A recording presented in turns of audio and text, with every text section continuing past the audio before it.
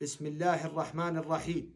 الحمد لله والصلاة والسلام على المبعوث رحمة للعالمين المكرمين قبائل قحطان.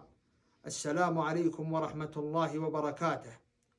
لا يخفى على الجميع ما عانت منه قبائل قحطان في السنوات الأخيرة من ظاهرة المبالغات المالية مقابل التنازل عن القصاص وقضايا الدماء، ولا شك أن استمرار تلك الظاهرة وتفاقمها سوف يؤدي إلى مضار كثيرة يعاني منه الفرد والمجتمع.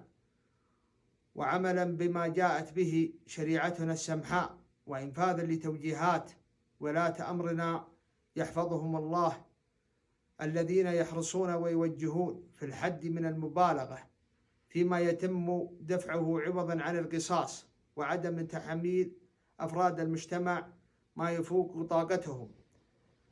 ومن واقع إحساسنا بالمسؤولية فقد تم تقديم مبادرة مجتمعية منا للحد من هذه الظاهرة، تمت دراستها من قبل مجموعة من أهل الخبرة والتأهيل العلمي من أبناء القبيلة، اعتمدت دراستهم على التأصيل الشرعي وأنظمة الدولة المعمول بها في هذا الجانب.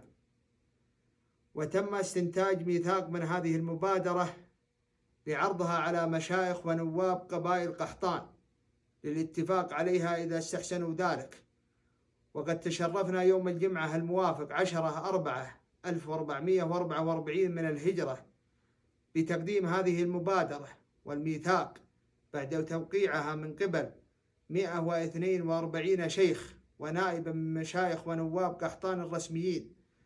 تشرفنا بتقديمها إلى سيدي صاحب السمو الملكي الأمير تركي بن طلال بن عبد العزيز أمير منطقة عسير، والذي عرف عن سموه منذ سنين طويلة سعيه الحثيث لإصلاح ذات البين وخصوصا في قضايا الدماء، حيث كان دائما وأبدا يسعى بجدية تامة بشتى السبل للحد من المغالاة في المبالغ في قضايا الدماء ويحث على ذلك.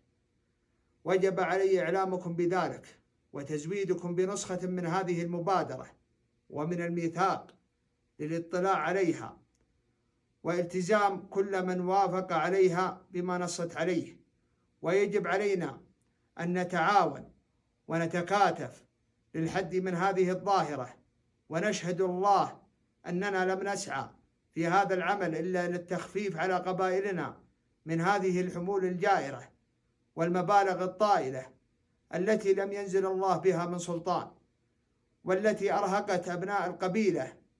ونسأل الله أن يجعل أعمالنا خالصة لوجهه الكريم. وفي الختام، حفظ الله قيادتنا الرشيدة وجعل مملكتنا آمنة مطمئنة في ظل قيادتها المباركة. والسلام عليكم ورحمة الله وبركاته. أخوكم عبد الله بن فهد بن دليم، وكيل شيخ شمل قبائل قحطان ووادعة الجنوب.